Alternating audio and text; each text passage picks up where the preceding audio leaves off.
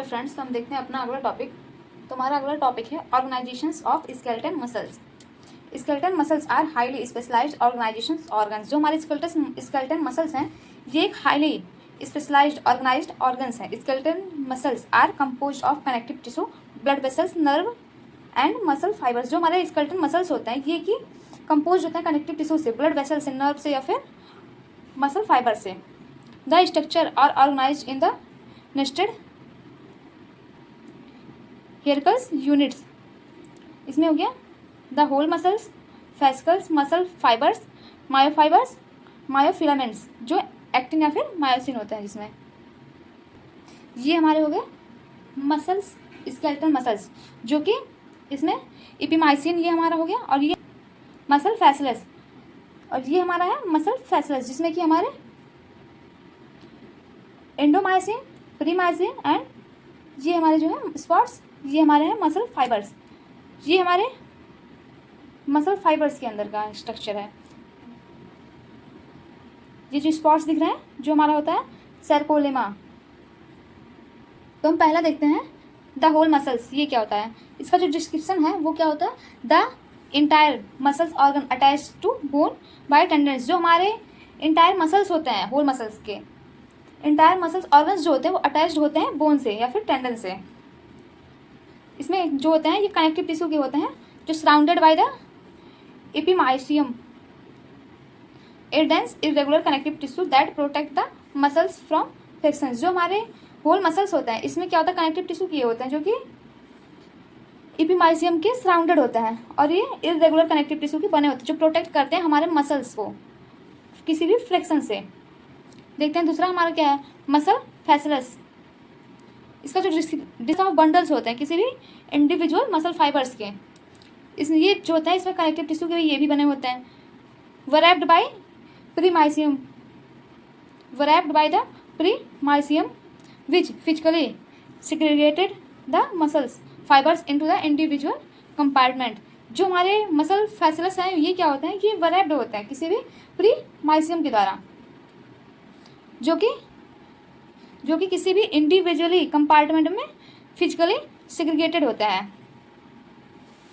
अगला हमारा है मसल फाइबर्स, जिसे हम मायोफाइबर्स भी कहते हैं। डिस्क्रिप्शन इसका होता है individual cylindrical multi nucleated muscle cells. जो ये होते हैं ये इंडिविजुअल सिलेंड्रिकल या फिर मल्टी न्यूक्लिएटेड मसल सेल्स होते हैं।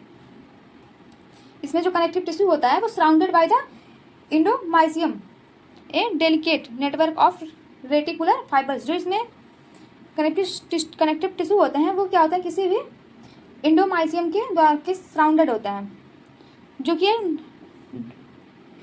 रेटिकुलर फाइबर्स के नेटवर्क को डेलिकेट करता है।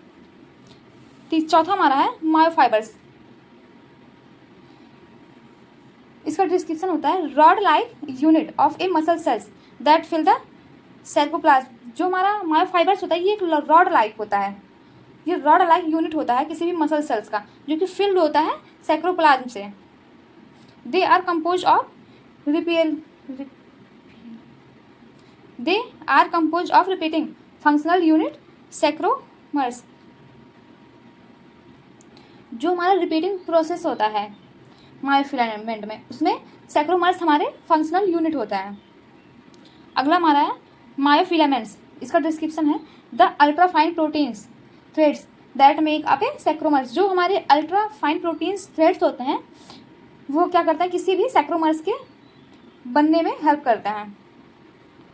इसमें पहला है thick filament compose primary of motor protein myosins. जो हमारे थिक फिलामेंट होते हैं ये हमारे प्राइमरी मोटर प्रोटीन के मायोसिन से बने होते हैं।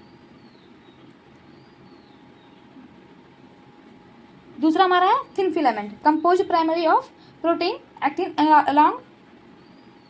Along with regular proteins. जो हमारे थिन फिलामेंट है ये प्राइमरी किसी भी एक्टिन प्रोटीन के रेगुलर प्रोटीन से बने होते हैं। देखते हैं अगला physiology of muscles contractions. Muscles contraction के लिए क्या फिजियोलॉजी है।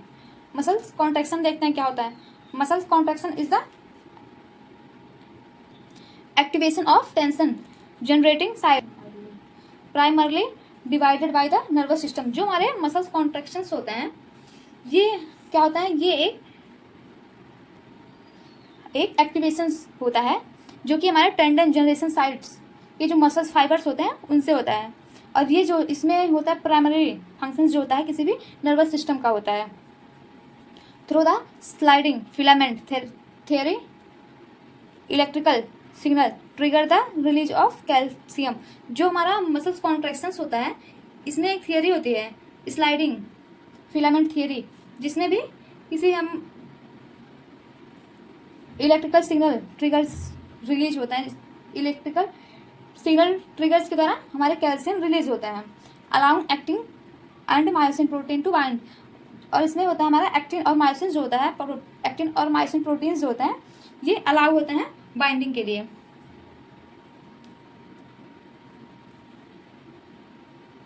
Powered by ATP myosin walk along acting to generate force and shorten the muscles. जो हमारे मायोसिन्स होते हैं इसमें जो हमारे एटीपी होते हैं, इसमें हमारा मायोसिन जो होता है वाक के लिए वो एटीपी के द्वारा मिलता है। और जो हमारे मायोसिन होते हैं वो एक्टिंग के साथ जो जनरेटेड फोर्स है हमारा शॉर्टन टाइम के लिए मसल्स पे उसके साथ वर्क करता है। अगला हमारा है it break down in the 5 phase. जो हमारा मसल कॉन्ट्रैक्शन है ये 5 फेज में ब्रेक डाउन किया गया। इसका पहला है एक्साइटेशन, जिसे हम न्यूरोमस्कुलर ट्रांसमिशन भी कहते हैं।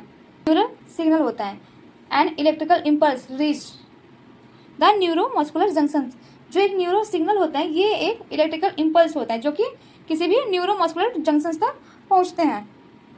दूसरा हमारा है neuro transmitter release the triggers the neuro transmitter acetylcholine in the synaptic cleft. जो हमारा न्यूरो ट्रांसमीटर रिलीज होता है इसमें जो हमारे न्यूरो ट्रांसमीटर होता है और जो हमारे सिनेप्टिक क्लेफ्ट होता है वो एसिटाइलकोलिन को एक्टिव कर देते हैं।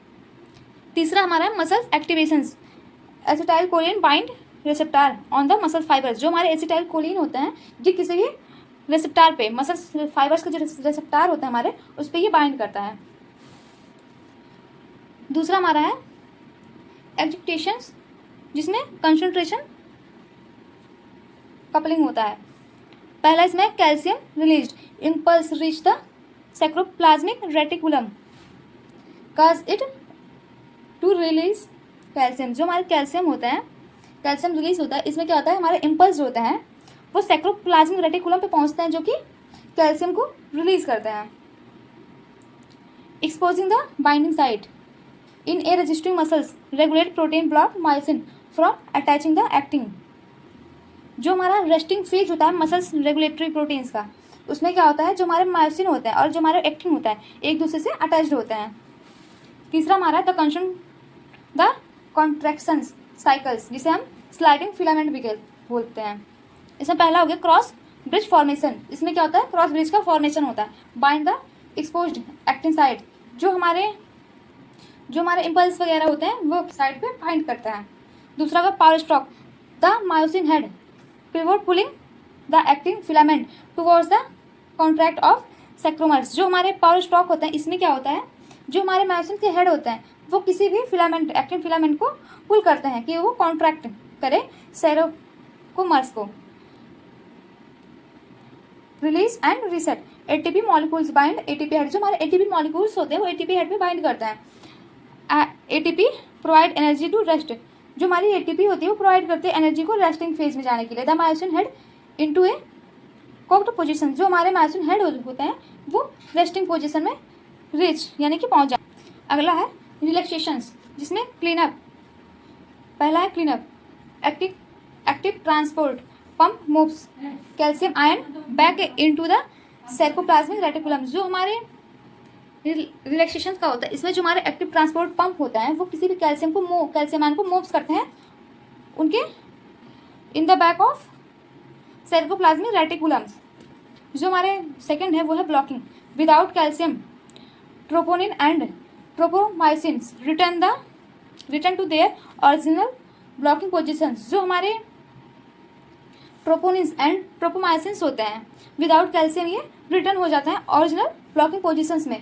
Prevent myosins from attaching to actin allow to the muscles to relax. जो हमारे मायोसिन एक्टिन से अटैच्ड होते हैं उसको ये प्रिवेंट कर देता है, जिससे हमारे मसल्स जो होते हैं वो रिलैक्स हो जाते हैं। हम देखते हैं इसे फ्लो डायग्राम के हेल्प से। The active site on actin is exposed as calcium bind troponins. जो हमारे एक्टिव साइट्स होते हैं एक्टिन के, वो क्या करते हैं, कैल्शियम को ट्रोपोनिन से बाइंड करते हैं। The myosin heads forms a cross bridge with actin. जो मायोसिन होता है वो एक्टिन के साथ क्रॉस ब्रिज फॉर्म करता है।